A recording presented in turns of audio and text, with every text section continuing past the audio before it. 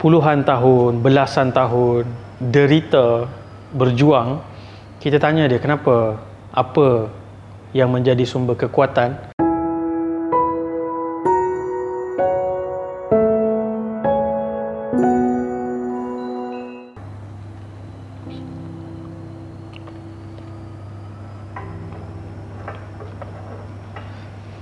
Jadi pemimpin ni satu peranan atau tugas yang sangat susah. Kebanyakan waktu lebih banyak kegagalan berbanding kejayaan. Kebanyakan waktu lebih banyak kekecewaan berbanding kegembiraan. Tapi kalau kita tanya kepada pemimpin-pemimpin hebat yang bertahan puluhan tahun, belasan tahun, derita, berjuang, kita tanya dia kenapa, apa yang menjadi sumber kekuatan, mereka akan sebut kasih sayang ataupun rahmah. Sifat kasih kepada negara, kasih kepada masyarakat, dan itu adalah karakter yang ada pada semua Nabi yang diutuskan. Ketika mereka menyebut ya qaumi, wahai kaumku, itu adalah satu ungkapan dalam bahasa Arab yang membawa maksud wahai kaum yang aku kasihi, yang aku cintai. Sebab tu kalau kita lihat pemimpin-pemimpin yang bertahan, tekadnya cekal dan kuat sehingga ke hujung, itu adalah orang-orang yang perasaannya dipenuhi dengan sifat kasih sayang. Sebab tu kalau ada orang kata, oh kasih sayang ni sifat yang lemah, oh itu satu kekeliruan yang sangat tersimpang. Kasih sayang adalah kekuatan yang paling hebat.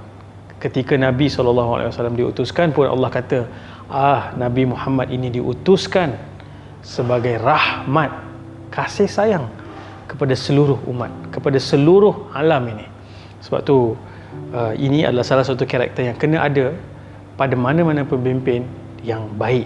Bukan hanya dalam konteks negara, dalam rumah tangga, bahkan nak jadi coach, pemimpin sebuah pasukan bola sepak, di samping ketegasan, disiplin, berpandangan jauh, strategik, tanpa kasih sayang dia tidak dapat mengikat hati-hati pemain-pemain dia supaya bekerja sebagai satu pasukan. Sebab tu kasih sayang ini sangat penting. Kepimpinan Rasulullah SAW misalnya adalah kepimpinan yang penuh dengan kasih sayang, sehingga kan satu peristiwa yang mencuit hati, kalau kita dengar tu kita rasa macam, mungkin kalau kita berada di tempat sahabat yang bertanya ni, kita pun akan rasa segan ataupun malu. Tapi semua sahabat ni dia rasa macam, aku ke orang yang paling Nabi sayang? Sebab Nabi buat semua orang rasa macam dia adalah orang yang paling Nabi sayang. Sehingga kan Amr bin As radhiyallahu an pernah pergi jumpa dengan Nabi SAW. Dia kata, hari ni aku nak Nabi zahirkan bahawa aku adalah orang yang Nabi sayang. So dia pergi dekat Nabi SAW, dia kata, wahai Rasulullah, siapakah orang yang paling kau cintai, yang paling kau sayangi? Nabi SAW kata, Aisyah. Dan bila Nabi sebut Aisyah tu, itu satu benda yang rare dalam masyarakat Arab. Mereka sangat tabu untuk sebut mereka cintai isteri mereka, perempuan ataupun wanita dalam hidup mereka. Sebab dalam setup laki-laki ni nampak macam lemah lah. Orang kata, oh saya paling sayang isteri saya. Tak.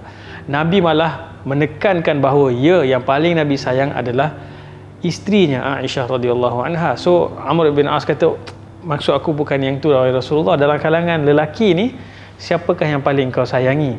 Nabi SAW tak nak berganjak jauh daripada Aisyah radhiyallahu anha. Nabi kata, abuha, ayah kepada Aisyah radhiyallahu anha, iaitu Abu Bakar As-Siddiq. Itu contoh bagaimana Nabi SAW menzahirkan. Salah satu bahasa cinta Nabi SAW adalah Nabi menzahirkan cinta itu, bahkan di hadapan khalayak pun, supaya semua orang tahu bahawa Nabi mencintai isterinya. Dan dalam momen-momen yang tertutup, misalnya di rumah, Aisyah radhiyallahu anha banyak menceritakan bagaimana Nabi SAW seorang yang sangat romantik dalam hal-hal yang kecil. Kadang-kadang kita tengok hari ni orang kena buat surprise, ambil pasangan naik limousin atau pergi makan kat restoran yang berputar di atas langit dan sebagainya. Tapi Nabi SAW menzahirkan rasa cinta dengan, misalnya Aisyah radhiyallahu anha akan minum daripada satu cawan. Tempat letak bibir ini, Nabi akan ambil cawan tu, Nabi akan pusingkan, dan Nabi akan minum di mana Aisyah radhiyallahu anha minum. Demikian juga bila Nabi lihat mereka makan, Aisyah radhiyallahu anha gigit daripada satu bahagian di daging tu, Nabi akan ambil dan Nabi akan gigit di mana bahagian Aisyah radhiyallahu anha gigit. Nak menimbulkan rasa kasih, rasa romantis begitu. Dan demikian Nabi SAW dalam bahasa-bahasa cintanya, ada ketika Nabi menyebut tahadu, tahabu, salinglah kamu memberikan hadiah, kamu akan saling mencintai. Sebab tu saya pernah jumpa dengan orang-orang yang pernah bekerja dengan pemimpin-pemimpin yang hebat. Mereka pernah dimarahi, kadang-kadang ada situasi yang sangat tegang dalam situasi-situasi yang genting dalam karier dan kerjaya mereka. Tapi kadang-kadang ada hadiah-hadiah kecil yang diberikan oleh pemimpin itu, disimpan, dan itu menjadi tali yang mengeratkan rasa kasih dan setia kepada seseorang pemimpin. Demikian juga dengan pemimpin itu setia kepada perjuangannya dan agendanya untuk membela dan menaikkan martabat penyokong-penyokong ataupun pengikut-pengikutnya.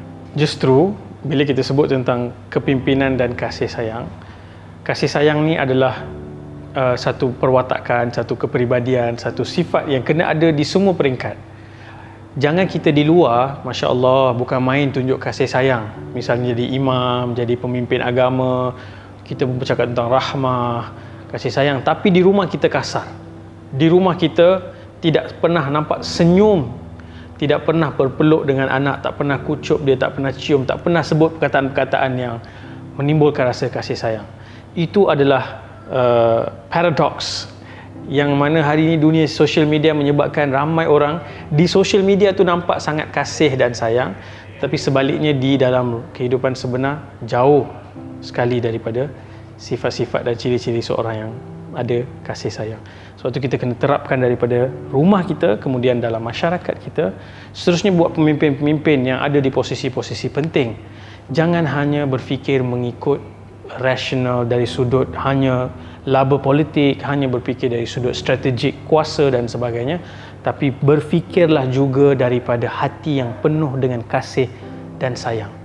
Pada ketika itulah kita akan betul-betul menghargai dan betul-betul melihat tanggungjawab kita sebagai pemimpin itu lengkap, menyeluruh, mencontohi kepimpinan yang penuh dengan kasih sayang seperti Nabi Muhammad sallallahu alaihi wasallam. Sekian, Assalamualaikum warahmatullahi wabarakatuh.